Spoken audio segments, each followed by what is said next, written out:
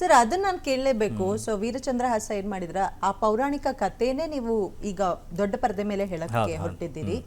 ಹಾಗೆ ಈ ಯಕ್ಷಗಾನ ಅಂದ ತಕ್ಷಣ ಅದರದ್ದೇ ಆದಂತಹ ಚೌಕಟ್ಟಿದೆ. ಆಂಗ್ಲ ಭಾಷೆಯ ಬಳಕೆ ಆಗೋದೇ ಇಲ್ಲ. ಆಂಗ್ಲ ಭಾಷೆಯೂ ಇಲ್ಲ, ಇವತ್ತಿನ ನಾವು ಮಾತಾಡುವಂತ ಕನ್ನಡವೂ ಬಳಸಲಿಕ್ಕೆ ಸಾಧ್ಯ ಇಲ್ಲ. ಬಟ್ ಹೇಗೆ ಸರ್ ಇದು ಆನ್ ಸ್ಕ್ರೀನ್ ತರಬೇಕಾದ್ರೆ ಯಾವ ಕನ್ನಡ, ಯಾವ ಡೈಲೆಕ್ಟ್ ನ ನೀವು? ಶುದ್ಧ ಕನ್ನಡವೇ, ಎಲ್ಲರಿಗೂ ಅರ್ಥ ಆಗುವಂತ ಶುದ್ಧ ಕನ್ನಡ ಇದೆ. ಅದ್ರ ಜೊತೆಗೆ ಆ ಎಲ್ಲ ಕಲಾವಿದರು ಎಲ್ಲ ಲೆಜೆಂಡರೀಸ್, ಅದರಲ್ಲಿ ಹತ್ರ 25 ವರ್ಷ 30 ವರ್ಷ ಸರ್ವಿಸ್ ಇರುವವರು, 6ನೇ ವರ್ಷ 7ನೇ ವರ್ಷಕ್ಕೆ ವೇಷ ಹಾಕಿದವರು. ಆ ಥರ ಮೈನ್ ಲೀಡ್ ಮಾಡಿದಂಥ ಶಿಥಿಲ್ ಶೆಟ್ಟಿ ಅವರು ಚಂದ್ರಹಾಸನ ಪಾತ್ರದಲ್ಲಿ. ಅದಾದಮೇಲೆ ನಮ್ಮ ಪ್ರಸನ್ನ ಶೆಟ್ಟಿಗಾರರು ಮಂದರ್ತಿ, ಅವರು ದುಷ್ಟಬುದ್ಧಿ ಪಾತ್ರ ಹಾಕಿದ್ದಾರೆ.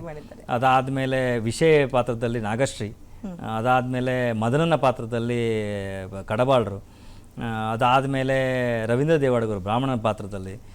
ಎಲ್ಲರೂ ಗುಣಶ್ರೀ, ಒಬ್ಬರಿಬ್ರು ಇಲ್ಲ, ಎಲ್ಲರೂ ಆ ಭಾಗದಲ್ಲಿ ಅವರ ಸಾಧನೆ ಮಾಡಿದವ್ರೆ. ಅದಾದಮೇಲೆ ಭಾಗವತರು ಪಟ್ಲ ಸತೀಶ್ ಅವರು ಅವರ ಅದ್ಭುತ ಕಂಠವ ಸಿರಿಯನ್ನು ಕೊಟ್ಟಿದ್ದಾರೆ.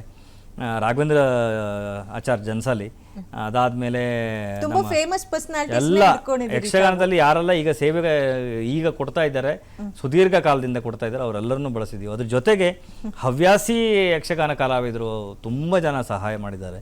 ಅಂದ್ರೆ ಒಂದೊಂದು ಸೆಟ್ಟಲ್ಲಿ ಹತ್ರ 400ರಿಂದ 500 ವೇಷ ಬಳಸಬೇಕಾದ್ರೆ ನಮ್ಗೆ ಭಾಳ ಟಾಸ್ಕ್ ಇತ್ತು. ಯಾಕಂದ್ರೆ ನಾರ್ಮಲ್ನವರು ಅದನ್ನ ಹಾಕ್ಲಿಕ್ಕೆ ಸಾಧ್ಯ ಇಲ್ಲ, 1 ಅವರ್ 2 ಅವರ್ ಇರ್ಲಿಕ್ಕೆ ಸಾಧ್ಯ ಇಲ್ಲ. ಇದು ಸುದೀರ್ಘವಾಗಿ 6 ಗಂಟೆ, ಸಂಜೆ 6 ಗಂಟೆಗೆ ನಾವು ಎಲ್ಲ ನೈಟ್ ಶೂಟ್ ಮಾಡಿದ್ದು. ಸಂಜೆ 6 ಗಂಟೆಗೆ ಶೂಟ್ ಸ್ಟಾರ್ಟ್ ಆದರೆ ಬೆಳಿಗ್ಗೆ 6 ಗಂಟೆ ತನಕ ಶೂಟು.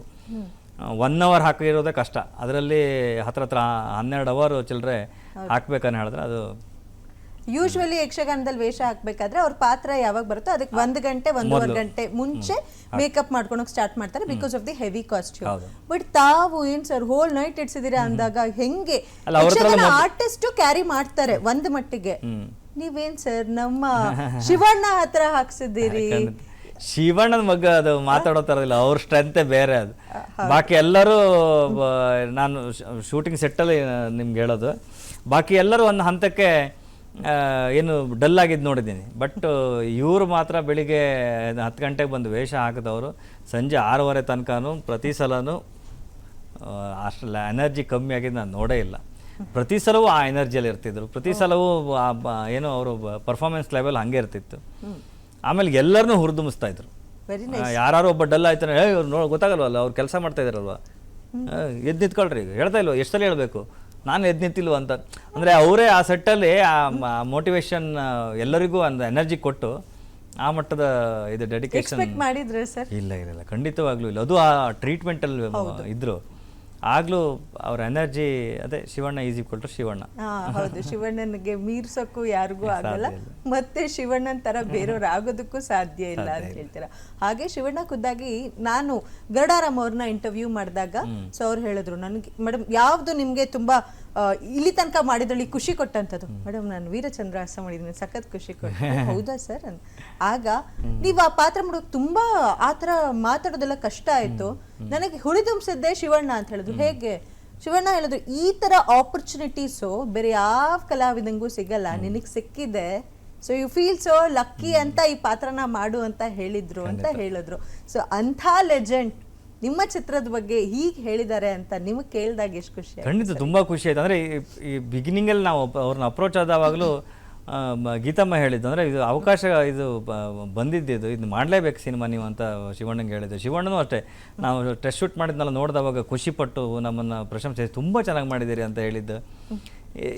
ನೋಡಾದ್ಮೇಲೆ ಏನು ರೆಸ್ಪಾಂಡ್ ಮಾಡಿದ್ರು? ಅದೇ ಅವ್ರದ್ದು ಎಕ್ಸೈಟ್ಮೆಂಟು, ಅಂದರೆ ನಾವು ಏನು ಅಂದ್ಕೊಂಡಿದ್ದೀವಿ ಅದನ್ನ ಮಾಡಿದ್ದೀವಿ ಅನ್ನೋಂಥ ಒಂದು ಭರವಸೆ, ಅದು ನಮಗೆ ಹೇಳಲಿಕ್ಕೆ ಸಾಧ್ಯ ಇಲ್ಲ. ಅಂದರೆ ನಾವು ಯಾವಾಗಲೂ ಅವ್ರಿಗೆ ಕೃತಜ್ಞರಾಗಿರ್ತೀವಿ. ಗೀತಾಮ್ಮನಿಗೆ ತುಂಬ ಥ್ಯಾಂಕ್ಸ್ ಹೇಳಬೇಕು. ಯಾಕಂದರೆ ಫಸ್ಟು ವಿಜುವಲ್ ನೋಡಿದವಾಗ ಅದನ್ನು ನೋಡಿ ಖುಷಿಪಟ್ಟು ನಮ್ಮನ್ನು ಹುರಿದುಂಬಿಸಿದ್ದು. ಅವರು ಆ ಭಾಗದಲ್ಲಿ ಚೈಲ್ಡ್ಹುಡ್ಡಲ್ಲಿ ಯಕ್ಷಗಾನಗಳು ನೋಡಿದ್ದಲ್ಲ, ಅದನ್ನೆಲ್ಲ ಹಂಚಿಕೊಂಡ್ರು. ಥ್ಯಾಂಕ್ಸ್, ಅವರಿಬ್ಬರಿಗೂ ಎಷ್ಟು ಥ್ಯಾಂಕ್ಸ್ ಹೇಳ್ತದೆ. ಅದೇ ರೀತಿ ಅವರ ಮಗಳ ಸಿನಿಮಾ ಬರ್ತಾ ಇದೆ, ನಿರ್ಮಾಣದ ಮೊದಲನೇ ಸಿನಿಮಾ ನೋಡಿ, ನಿಂತ ನೀರೆಲ್ಲ ನೋಡಿ, ಶಿವಣ್ಣ ಅಲ್ಲಿಗೆ ಸ್ಟಾಪ್ ಮಾಡ್ಕೊಂಬೋದಿತ್ತಲ್ಲ, ಮತ್ತೆ ಪುನಃ ಪ್ರೊಡಕ್ಷನ್ಗೆ ಮಗಳಿಗೆ ಸಾಥ್ ಕೊಟ್ಟಿದ್ದಾರೆ. ಇವೆಲ್ಲವೂ ಹರಿಯೋ ನೀರಿನ ಲಕ್ಷಣ ಅದು. ಸೊ ಇದೇ 24ನೇ ತಾರೀಕು ಅವರು ಸಿನಿಮಾ ರಿಲೀಸ್ ಆಗ್ತಾ ಇದೆ, ಫೈರ್ಫ್ಲೈ. ಖಂಡಿತ ಆ ಸಿನಿಮಾವನ್ನು ಜನರು ಸಪೋರ್ಟ್ ಕೊಡಬೇಕಂತ. Very sweet, very sweet of you actually. Guarantee news, ಸುದ್ದಿ ಖಚಿತ, ನ್ಯಾಯ ನಿಶ್ಚಿತ.